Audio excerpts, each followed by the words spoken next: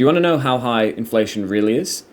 I've been doing an analysis, and over the last 54 years, so since about 1970, the money supply in the US has gone from about $207 billion to about $18 trillion. Now, that's an 87 times increase, or about 8.6% per year compound annual growth. Now, that translates into growth across many different assets. So, for example, the stock market S&P 500 has gone up 61x in that same period of time. House prices for the median house price in the US has gone up 18x. A Big Mac has gone up 8x over the same period of time. And university degrees have gone up 26x.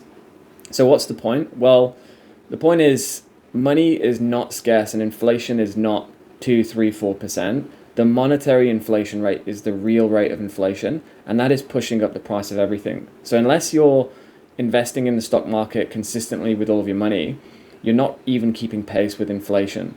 And so that is a big reason why a lot of people invest in Bitcoin. Some people invest in other cryptocurrencies as well, but Bitcoin specifically is scarce, decentralized monetary network, and it solves a lot of this inflationary problems that we see. I think the other thing to say is if you're keen to learn a little bit more about, how you can invest in Bitcoin or the other cryptocurrencies out there, I've got a free 5-step guide. So if you just click on the link in the description, it's like a 20-page PDF, and that's yours absolutely free. So if you enjoy this content and want to hear more content like this, hit like and subscribe and let me know.